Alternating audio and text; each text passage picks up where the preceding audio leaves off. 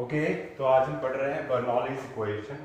तो इस last topic में हमने इसके बारे में पढ़ लिया था कि ये जो फ्लूइड्स है इनके पास कैसी कैसी डिफरेंट फॉर्म्स ऑफ एनर्जीज होती है, pressure energy, kinetic energy and potential energy of course. Okay, तो उन्हीं एनर्जीज के रिलेटेड एक हमारे पास एक लॉ है, बर्नौलीज लॉ है, बर्नौलीज इक्वेशन। इसका जो स्टेटमेंट सिंपल ये है कि ये कहता है कि जितनी भी pressure energy, kinetic energy and potential energy per unit mass, that is pressure head, kinetic head and this pressure head, velocity head and gravity head, इन सब का सम किसी भी फ्लूइड के लिए, आइडियल फ्लूइड के लिए जो मोशन में है, स्टेडी फ्लो में है, उसके लिए क्या रहते हैं, ये हमेशा कांस्टेंट रहते हैं। ये ठीक है कि नॉट स्टेडी फ्लो होना नेसेसरी नहीं है, इनके रेट चेंज हो सकती है, बट इन तीनों का सम जो है वो किसी भी फ्लूइड के लिए किसी भी क्रॉस सेक्शन में जब ये पास हो रहे ये सेम रहते हैं। इसलिए हमने क्या कर लिया, हमने एक वैरिंग क्रॉस सेक्शन वाला एक ट्यूब लिया है, ट्यूब ऑफ फ्लो जिसको हम कहते हैं। ओके, तो इसके दो एंड्स को हमने डिफरेंट हाइट्स पे रखा है, एक H1 पे एक H2 पे, ताकि इनका पोटेंशियल डिफरेंट रह जाए। एक हमने इसका एरिया ऑफ क्रॉस सेक्शन ज़्यादा लिया है, यहाँ पे हमने रखा है इसका एरिया ऑफ क्रॉस सेक्शन जो है let's say that is A1 रखा है हमने। यहाँ पे जो एरिया ऑफ क्रॉस सेक्शन हमने रखा हुआ है दैट इज A2 डिफरेंट रखा है, ताकि हम शो कर सकें कि इनका सच में सम जो है कांस्टेंट रहता है। यहाँ पे प्रेशर ऑफ फ्लूइड जो है एंटरिंग पे P1 है और एग्जिट पे जो प्रेशर है P2, और जो वेलोसिटी एट एंट्री जो है फ्लूइड की that is V1 and velocity at flux that is velocity at exit जो है वो कितनी है, V2 है। ओके, तो ये सब टर्म्स हमने एज्यूम कर ली है। इसके बाद हमें ये देखना है कि इसके ऊपर जो प्रेशर की वजह से वर्क डन होता है वो कितना होता है। प्रेशर एनर्जी की वजह से हमने देख लिया था प्रेशर एनर्जी पर यूनिट मास जो है लास्ट टॉपिक में हमने देख लिया था कि वो किसके बराबर होता है, pressure exerted by the fluid at that point. Okay, तो अब हम ये देखेंगे कि ये प्रेशर एनर्जी की वजह से कितना वर्क, प्रेशर की वजह से कितना वर्क जनरेट हो जाता है। तो लेट्स से हमारे पास क्या है, लेट W1 जो है W1 P लिखेंगे इसके साथ में, ये है क्या, work done by pressure at entry of the tube। ये जो ट्यूब ऑफ फ्लो है हमारे पास, इसके एंट्री पे जो वर्क डन किया है प्रेशर की वजह से दैट इज W1P। तो ये W1P किसके बराबर आ जाएगा, सिंपल टर्म्स में वर्क चाहे कोई भी फॉर्म में क्यों ना, it's always equal to force into distance. Alright, तो पहले हम देखेंगे यहाँ पे फोर्स एक्सर्टेड कितना आ जाएगा। तो फोर्स एक्सर्टेड जो है वो किसके बराबर आएगा, force exerted will be equal to pressure multiplied by area, that is the value for the force exerted. अब हम देखेंगे डिस्प्लेसमेंट कितना है, उसके लिए हमें देखना है कि आप कहाँ से कहाँ तक बात कर रहे हो। अगर हम मान लो let's say in time equal to delta T, displacement जो होगा इस फ्लूइड का वो किसके बराबर होगा, डिस्प्लेसमेंट ऑफ द फ्लूइड कितना होगा, will be equal to velocity into time. Simple terms में हमारे पास डिस्प्लेसमेंट की डेफिनेशन है वेलोसिटी इनटू टाइम। तो इतने डेल्टा टी टाइम में ये फ्लूइड जो है मान लो यहाँ से यहाँ पहुँच गया होगा, let's say this was A B, it reached a place that's A dash B dash. Alright, तो इतना डिस्प्लेस हुआ है, तो वर्क डन जो है ये किसके बराबर आ जाएगा, work 1P will be equal to force multiplied by displacement, that is P1 A1 V1 delta T, that is the work done at entry due to the pressure of the fluid। alright, तो इतना काम इसके ऊपर कर दिया इसने। alright, अब क्या होगा, अब सेम हम देखेंगे कि जब ये एग्जिट करेगा तो एग्जिट के टाइम पे देखो अभी फ्लूइड एंटर हो रहा है, तो इसके ऊपर प्रेशर एक्सर्ट हो रहा है on the walls of the container. कितना प्रेशर हो रहा है एक्सर्ट, दैट इज P, यहाँ that is the fluid pressure exactly, fluid के अंदर भी यही प्रेशर होगा। तो वहां पे कितना वर्क कर लिया है, इतना वर्क कर लिया। अब एंट्री पे अगर हमने ये पॉजिटिव वर्क लिया है तो यहाँ पे हम देखेंगे कि यहाँ पे क्या हो रहा है, यहाँ पे एग्जिट के ऊपर ये वर्क जो है ये वापस देगा अपोजिट डायरेक्शन में। अगर प्रेशर एक्सर्ट कर रहा है फ्लूइड के ऊपर अंदर की तरफ, फ्लूइड बाहर जा रहा है, डिस्प्लेस बाहर की तरफ हो रहा है, तो वहां पे जो प्रेशर की वजह से वर्क डन होगा वो वर्क कितना होगा, नेगेटिव होगा। तो हम यहाँ पे लिख सकते हैं क्या, इसी तरह work done at exit of the tube of flow is या ऐसे करके लिखेंगे, एज्यूम करके लिखेंगे, let is W2P, W2P, okay. तो again in same time delta T, तो यहाँ पे देखेंगे हम फोर्स जो है वो कितना लगेगा, फोर्स जो है वो किसके बराबर होगा, प्रेशर P2 है, यहाँ पे एरिया है A2, okay. In same time T, in same time delta T, displacement जो होगा वो कितना होगा, displacement will be equal to velocity of exit, v2 है और टाइम हमने सेम रखा है जो हमने इनिशियली रखा है। तो देयरफॉर वर्क डन कितना आ जाएगा, W2P will be equal to force into displacement, that is P2 A2 V2 and delta T। Of course इसको हम क्या रखेंगे, नेगेटिव साइन, बिकॉज यहाँ पे फोर्स एंड डिस्प्लेसमेंट जो है, या प्रेशर एंड डिस्प्लेसमेंट जो है, ये क्या है, अपोजिट डायरेक्शन में, ओके। यहाँ पे प्रेशर अंदर की तरफ लग रहा है तो मोशन भी अंदर की तरफ, वहां पे प्रेशर अंदर की तरफ लग रहा है, बिकॉज क्योंकि जब ये फ्लूइड कंटेनर के वॉल्स के ऊपर फोर्स लगाएगा वो वापस इसके ऊपर प्रेशर लगाएंगे, ओके। तो ये अपोजिट लग रहा है, हमारा डिस्प्लेसमेंट बाहर हो रहा है, तो इसलिए ये वाला वैल्यू ये क्या आ जाएगा with a negative sign, so it comes out to be minus P2 A2 V2 into delta T, that is the value of pressure energy, okay. Now let's talk about कि इसमें क्या कहते हैं इसको, पोटेंशियल एनर्जी जो है वो कितनी चेंज हो जाएगी। ये दो जो वैल्यूज हैं हमारे पास बर्नौलीज इक्वेशन के लिए, तो इन दोनों को हम क्या रखेंगे, थोड़ा साइड में लिख के रखेंगे हम इन दोनों को, ओके।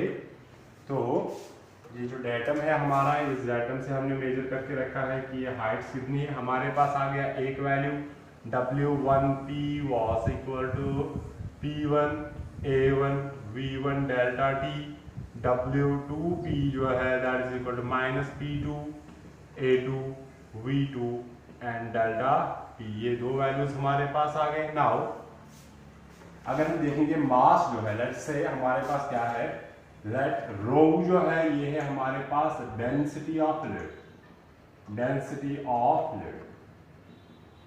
तो मास एंटरिंग पर सेकंड अगर हम देखेंगे किसके बराबर होगा, मास एंटरिंग पर सेकंड। सी हमने इक्वेशन ऑफ कॉन्टिन्यूटी पढ़ी है, that is the volume flowing per second, alright. तो अभी हमें देखना है कि मास कितना एंटर कर रहा है पर सेकंड इसके ऊपर।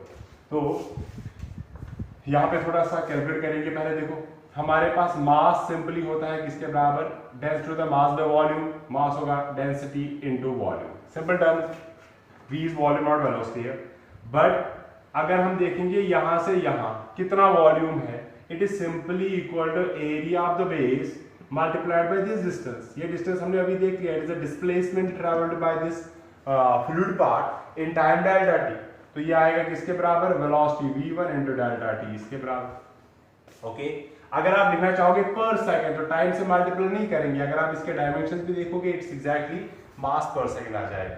Density into area into this is, देखो वेलोसिटी में आएगा मीटर पर सेकंड, एरिया में आएगा metre square into metre.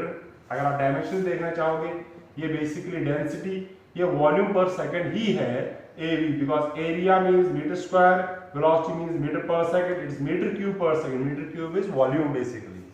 So this rho into a into v is basically mass flowing per second. अब हम क्या करेंगे, अब हम देखेंगे कि मास एंटरिंग, तो in time delta t, in time equal to delta t, mass entering जो है, मास एंटरिंग द ट्यूब कितना होगा, mass entering the tube will be equal to delta m लिखेंगे उसको, वो किसके बराबर आ जाएगा, that will be equal to किसके बराबर, ρ1 A1 V1 into delta t, okay.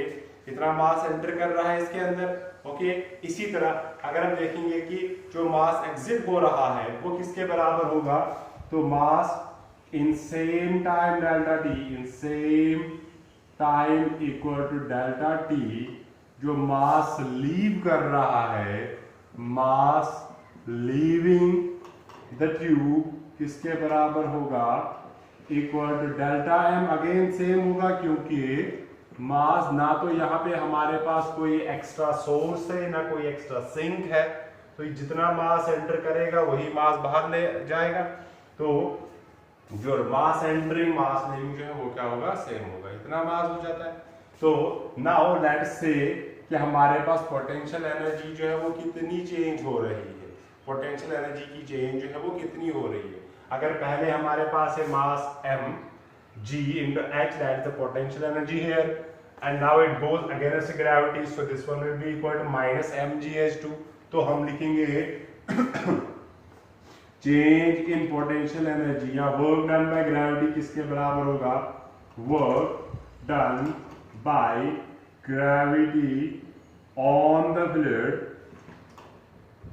Between entry and exit किसके बराबर होगा, between entry and exit is given by किसके बराबर होगा, दैट इज W G लिखेंगे इसके साथ, ग्रेविटी की वजह से वो किसके बराबर होगा, that is m delta m, of course this, ये डेल्टा m से हमने नोट किया है, G H1 positive minus delta mgh2, ये आपने पढ़ा है ग्रेविटेशनल फोर्सेस की प्रॉपर्टी है, कंजर्वेटिव नेचर के होते हैं कि अगर आप क्या करोगे, कंप्लीट साइकिल में जाओगे तो एक हाफ में जाने के लिए पॉजिटिव वर्क होती है, दूसरे में नेगेटिव वर्क होती है। ओके, तो यहाँ पे इसकी पोटेंशियल एनर्जी जितनी भी है that is this, now it is going against gravity, gravity के अगेंस्ट जा रहा है, ऊपर थोड़ा इससे ऊपर गया है, तो ऑफ कोर्स इसके लिए ये जी का वैल्यू वो क्या आ जाएगा, नेगेटिव आ जाएगा। ओके, तो यहाँ से हम दो टर्म्स कांस्टेंट ले सकते, कॉमन ले सकते हैं बाहर, डेल्टा m into g, ये आएगा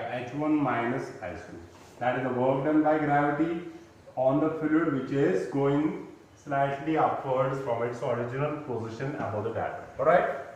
तो ये है हमारे पास क्या, पोटेंशियल एनर्जी का वर्क जो है, पोटेंशियल एनर्जी की वजह से, ग्रेविटी की वजह से जो है वर्क डन वो कितना आ जाएगा, that is delta m g h2 h1 minus h2। Okay, now let's talk about kinetic energy. We are assuming as a, देखो इसको भी हम थोड़ा साइड में लिख के रखेंगे, यहाँ पे जो हमारे पास वर्क डन बाय ग्रेविटी जो है वो किसके बराबर है, that is delta m into g, it is h1 minus h2। Okay, ये हमारे पास आ गया और एक expression. Now let's talk about kinetic energy. Kinetic energy में आप लोगों ने एक चीज अप्लाई करनी है यहाँ पे, that is equation of continuity. Equation of continuity में आपने देखा है कि जहां पे भी एरिया ऑफ क्रॉस सेक्शन कम हो जाता है वहां पे वेलोसिटी क्या हो जाती है, बढ़ जाती है। तो ऑब्वियस बात है यहाँ पे एरिया ऑफ क्रॉस सेक्शन बड़ा है, वेलोसिटी कम होगी कंपेयर टू यहाँ, क्योंकि यहाँ पे एरिया ऑफ क्रॉस सेक्शन कम है, वेलोसिटी जो है वो क्या होगी, ज्यादा होगी। तो हम देखेंगे कि क्या चेंज इन काइनेटिक एनर्जी कितनी होगी, चेंज इन काइनेटिक एनर्जी जो है, change in kinetic energy between entry and exit कितनी होगी, between entry and exit is given by किसके बराबर होगा, हम लिखेंगे उसको delta K, that is equal to final kinetic energy minus initial kinetic energy. Simple, that is the value of, that's how we calculate the change. Finally आप initial minus final भी लिख सकते हो, नेगेटिव वैल्यू आएगा क्योंकि हमें अभी पता है, क्योंकि यहाँ पे जो वेलोसिटी होनी है वो ज्यादा होगी कंपेयर टू यहाँ मास एंट्रिंग एंड लीविंग से सेम है, इसलिए बैटरीज के हम बड़े में से छोटा सब्ट्रैक्ट करेंगे ताकि वैल्यू हमारा पॉजिटिव आ जाए। ओके, तो काइनेटिक एनर्जी आपको पता है किसके बराबर होता है, 1/2 मास कितना एंटर हो रहा है, डेल्टा m, वेलोसिटी कितनी है v2² माइनस 1/2 मास तो सेम ही है डेल्टा m, और ये कितना है v1²।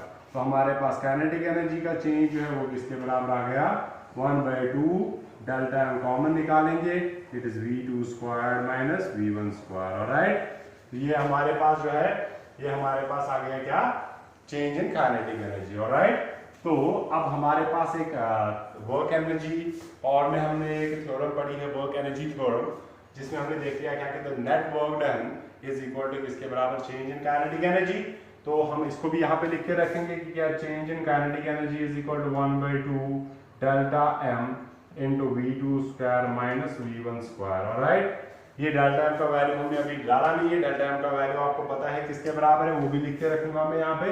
डेल्टा m का वैल्यू आपको पता है, that is equal to rho into a1 into v1 into किसके बराबर, डेल्टा t, या किसके बराबर है, रो a2 v2 डेल्टा t। जहां पे जिसकी जरूरत है वहां पे हम यूज करेंगे to make the equation look symmetric. Alright, otherwise कोई जरूरत नहीं है इसकी अलग अलग लिखने की। तो अब हमारे पास क्या है, तो हम यूज करेंगे using work energy theorem, work energy theorem.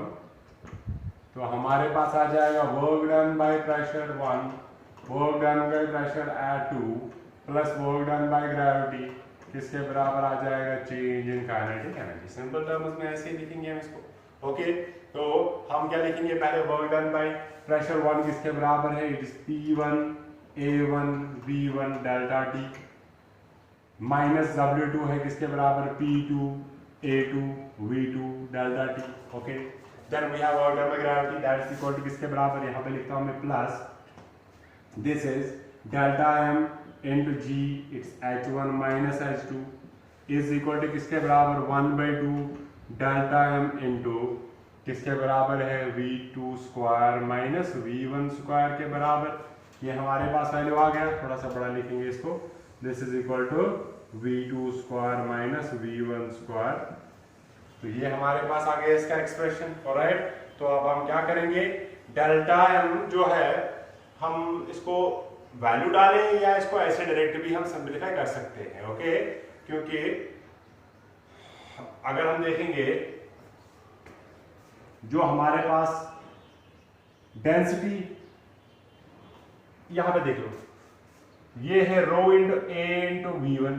Okay, ये वाली टर्म अगर इनमें से हम डेल्टा टी कॉमन निकालेंगे तो क्या होगा, ये जो है टर्म ये किसके बराबर आ जाएगा, यहां पे अगर आप देखोगे यहां पे हमारे पास आएगा rho A1 V1 equal to row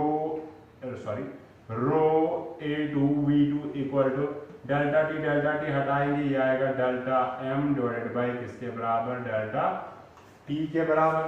okay, यहाँ आप ऐसा कर सकते हो क्योंकि यहाँ पे हमारे पास डेल्टा T भी है, तो हम रो को हटा सकते हैं, हमारे पास क्या आ जाएगा, दिस इज P1, तो हमारे पास क्या आ जाएगा, C A1 V1 delta T equal to A2 V2 delta T equal to यहाँ पे रो इसको हमने डिवाइड कर लिया, it is simply delta M upon rho, simple terms में। तो हम लिख सकते हैं ऐसे, बट हमारे पास क्या है, this rho A1 V1 into delta T equals rho A2 V2 into delta T equal to delta M, which implies A1 V1 delta T equals A2 V2 delta T equals delta M divided by ये रो इनको divide करेंगे, ये वाला value जो है ये हम यहाँ पे पुट करेंगे सिंपल टर्म्स में। ओके, तो हम क्या लिख सकते हैं, तो हम लिखेंगे यहाँ पे, तो हमारे पास जो एक्सप्रेशन आ जाएगा, P1 हटा दो, इसके बदले में क्या लिखेंगे, A1 V1 डेल्टा T के बदले में, तो ये आएगा P1 into delta M upon rho minus यहाँ पे भी आ जाएगा P2 into delta M upon rho, ये आ गया, plus delta MG into H1 minus H2 equal to किसके बराबर, it is delta M divided by 2 लिख लो या 1/2 डेल्टा M लिख लो, एक ही बात है, V2 square minus V1 square आ गया। अब देखो इससे क्या हुआ, delta M and delta M हर जगह क्या हो गया, नहीं तो आप इतना कॉम्प्लिकेट, अगर ये कॉम्प्लिकेट नहीं है वैसे इजी है, अगर आप ऐसा नहीं करना चाहते हो आप डायरेक्ट डेल्टा M का वैल्यू यहाँ डालो फिर कैंसिल कर दो, बात एक ही है, ऐसे इजी हो जाता है। ओके, तो अब इसके बाद क्या होगा, इसके बाद जरा इसको थोड़ा मॉडिफाई करेंगे, कैसे, तो हमारे पास बच गया expression, it is P1 upon rho minus P2 upon rho, okay, plus G से मल्टीप्लाई करेंगे यहाँ पे, it is GH1 minus GH2, okay, equal to it is V2 square divided by 2 से भी मल्टीप्लाई करेंगे, minus V1 square divided by 2, of course ये denominator में है तो ये डिनोमिनेटर में ही रहेगा।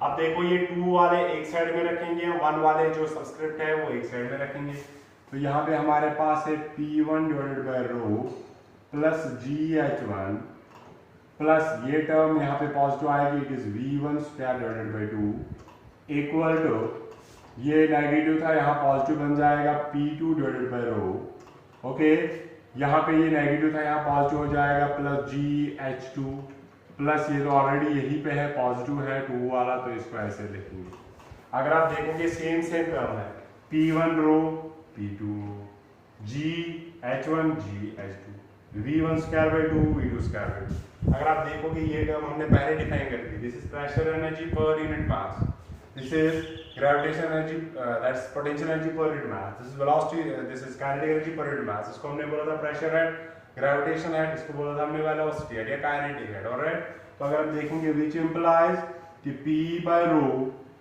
Plus V square by 2 plus GH, इन सब का सम जो है वो क्या है, कांस्टेंट है। वही चीज, यही टर्म्स है, at this equal to at this, जैसे हमने पहले देखा था A1 V1 equal to A2 V2, मतलब A इंटू V का प्रोडक्ट कांस्टेंट है। दिस P1 H1 V1 का add equal to P2 H2 V2 का सम के बराबर, तो इसका मतलब इसका सम जो है वो क्या रहता है, हमेशा कांस्टेंट रहता है। तो जो यही जो है हमारे पास क्या है, अगर हम देखेंगे mechanical energy per unit volume और fluid flowing remains constant. Okay, तो ये जो है ये हमारे पास टोटल एनर्जी है, ये जो है हमारे पास total energy, total mechanical energy, इसमें काइनेटिक एनर्जी है, इसमें पोटेंशियल एनर्जी है, ऑफ कोर्स में प्रेशर एनर्जी भी इन्वॉल्व है। तो अगर हम देखेंगे ओवरऑल सिंपल टर्म्स में लिखेंगे तो हमारे पास जो है ये अगर आप इसको क्या करोगे, G से करोगे डिवाइड, किससे, अगर हम इस G से डिवाइड करेंगे तो ये क्या बन जाएगा, P upon rho G plus V square upon 2G plus H। ये वाले टर्म जो है ये कांस्टेंट है बिकॉज नियर द सरफेस और G का वैल्यू कांस्टेंट है, तो ये इस साइड डिवाइड करोगे फिर भी कांस्टेंट ही रहेगा। ओके, तो इसमें हम क्या कहते हैं, ये जो P अपॉन रो G है इसका नाम हम लिखते हैं क्या, pressure head, pressure head. Okay, next जो है हमारे पास कौन सा वाला है, जो H है सिंपल, उसको हम ग्रेविटेशनल हेड बोलते हैं, या पहले हम लिखेंगे V स्क्वायर अपॉन 2G जो है हमारे पास, इसको हम वेलोसिटी हेड बोलते हैं। ये जो V स्क्वायर अपॉन 2G है इसको हम बोलते हैं क्या, वेलोसिटी हेड, वेलोसिटी हेड। और लास्ट वाला बचा H, और इस H को हम बोलते हैं क्या, ग्रेविटेशनल हेड। तो आप सिंपल टर्म्स में बोल सकते हो कि बर्नौलीज इक्वेशन बेसिकली क्या है, it is simply the sum of pressure head, velocity head and gravitational head for any fluid in motion always remains क्या, कांस्टेंट रहता है हमेशा। ओके, सिंपल टर्म्स में आप ऐसा बोल सकते हो, या सिंपली आप बोल सकते हो किसी भी फ्लूइड के लिए जो मोशन में है उसके लिए ये मैकेनिकल एनर्जी जो है टोटल, ये हमेशा क्या रहती है, कांस्टेंट रहती है। ओके, इसमें स्लाइट मॉडिफिकेशन है किसके लिए कि अगर ये ट्यूब जो है ये हॉरिजॉन्टल हो गया, हॉरिजॉन्टल का मतलब क्या होता है कि इसमें हाइट वेरिएंस नहीं है, मतलब ये ट्यूब ऐसा है, ये है, इसके दोनों एंड सेम हाइट पे है अबव द डायगोनल, तो इसके लिए क्या होगा, H1 और H2 सेम होंगे। तो for horizontal flow, for horizontal tube of flow, horizontal tube of flow के लिए क्या होगा, सिंपल टर्म्स में G भी कांस्टेंट है, H भी कांस्टेंट ही होगा, तो हम सिंपल लिख सकते हैं P by rho plus V square by 2 जो है ये हमेशा क्या रहता है, क्योंकि ये भी कांस्टेंट है, कांस्टेंट माइनस कांस्टेंट है, दैट्स आल्सो अ कांस्टेंट है, या प्लस कर लो कांस्टेंट ही है। तो ये आप सिंपली बोल सकते हो pressure head plus velocity head horizontal flow के लिए क्या रहते हैं, कांस्टेंट रहते हैं हमेशा। ऑलराइट, तो ये जो हमारे पास ये बर्नौलीज इक्वेशन, इस पे बेस्ड बहुत सारी चीजें हैं हमारे पास। ओके, तो सबसे इंपॉर्टेंट कुछ डे टू डे लाइफ के एप्लीकेशंस है, वो ये है कि सिर्फ हॉरिजॉन्टल में ये देख लो कि अगर आप फ्लूइड का प्रेशर इंक्रीज करोगे उसकी वेलोसिटी डिक्रीज होगी ताकि इनका सम कांस्टेंट रहे, अगर आप प्रेशर डिक्रीज करोगे वेलोसिटी इंक्रीज होगी, और क्या होगा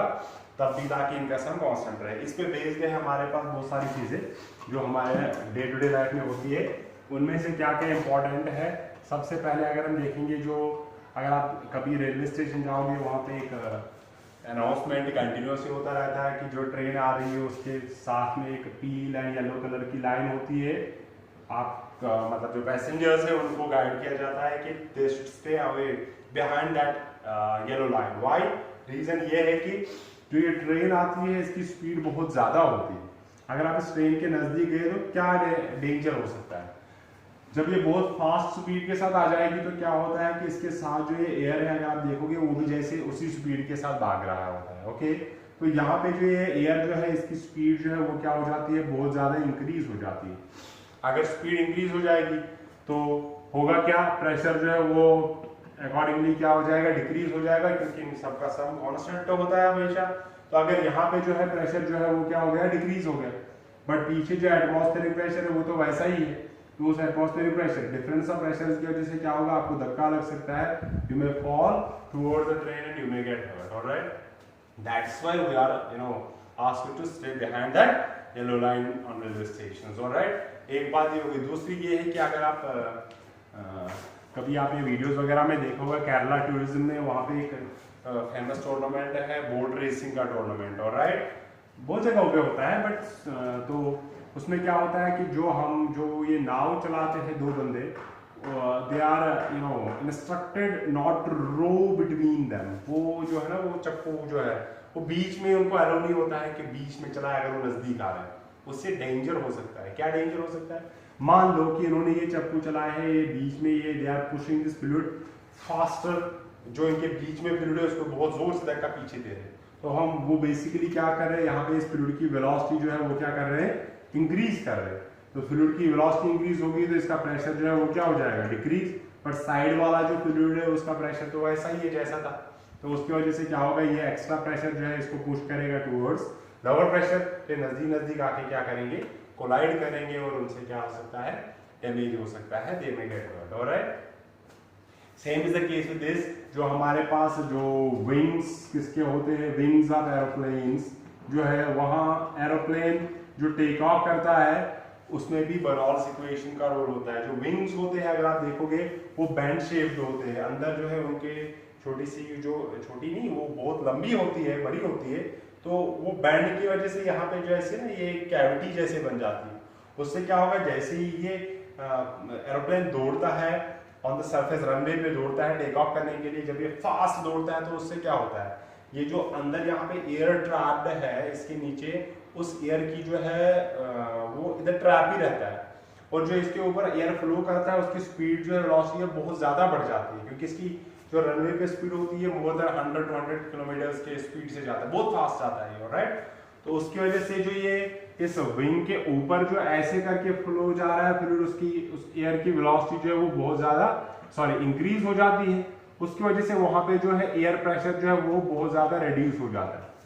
बट अब जो विंग्स के नीचे जो ये एयर ट्रैप्ड है उसका प्रेशर तो वैसा ही है जो एटमॉस्फेरिक प्रेशर है, तो उसकी वजह से क्या जाता है, ये प्रेशर ज्यादा है, ऊपर प्रेशर बहुत कम है, तो ये डिफरेंस ऑफ प्रेशर ग्रेडियंट की वजह से इसको पुश करता है ऊपर, तो ये थोड़ा सा लिफ्ट अप हो जाता है। तो बाकी काम जो है वो ऑफकोर्स वो इंजन कर देता है, जो इसके एक्चुअल इंजन लगे होते हैं, तो वहां पे भी ये काम आता है, कौन सा, Bernoulli's equation. Alright, same the case जब कभी तूफान आता है वगैरह, कोई फास्ट विंड्स चलते हैं, तो कहीं भी देखते हैं कई गाँव में क्या के ये मकानों के छत उड़ जाते हैं, घरों के छत उड़ जाते हैं, जो टीन वगैरह के होते हैं, कोई लाइट होगा तो वो ज़्यादा ही उनको डेंजर होता है। वो रीज़न इसलिए उसका ये है कि ये मान लो ये छत है, इसके अंदर भी एयर है, बाहर भी एयर है, जैसे हवा बहुत फास्ट चल रही है बाहर, तो क्या होता है कि ये जो एयर यहाँ पे इसकी स्पीड जो है वो बहुत ज़्यादा इंक्रीज हो जाती है, तो ऑब्वियसली प्रेशर जो है वो क्या हो जाएगा, वो डिक्रीज हो जाएगा। जब प्रेशर डिक्रीज होता है अंदर जो एयर है उसका प्रेशर तो डिक्रीज नहीं, उसका वही कांस्टेंट है, और इसके मुकाबले में तो अभी ज़्यादा है वो, तो ये इसको लिफ्ट कर देता है ड्यू टू प्रेशर ग्रेडियंट। जब ये लिफ्ट हो जाएगा बाकी काम एयर जो है अपनी वेलोसिटी के साथ, काइनेटिक एनर्जी के साथ इसको धकेल के आगे ले जाता है। ऑलराइट, तो ये सब चीज़ें जो है ये बेस्ड है किसके ऊपर, they are all based on किसके ऊपर, बर्नौलीज इक्वेशन। और बर्नौलीज इक्वेशन के ऊपर एक इंपॉर्टेंट इंस्ट्रूमेंट है जो आपके सिलेबस में है, दैट इज वेंटूरीमीटर। तो वेंटूरीमीटर से हम क्या करते हैं, we are measuring the rate of flow की किसी भी पाइप के थ्रू जो है फ्लूइड कितना फ्लो कर रहा है, वो हम मेजर करते हैं किसके हेल्प से, वेंटूरीमीटर की हेल्प से। तो वो हम नेक्स्ट लेक्चर में देखेंगे और कंटिन्यू करेंगे बाकी उस लेक्चर में। तो वेंटूरीमीटर से हम क्या करते हैं, वेंटूरीमीटर इज एन इंस्ट्रूमेंट जिसको हम यूज करते हैं किसके लिए, for measuring the rate of flow किसी भी पाइप के थ्रू, किसी भी ट्यूब ऑफ फ्लो के थ्रू कितना फ्लूइड फ्लो कर रहा है पर second. Okay, that's all for today.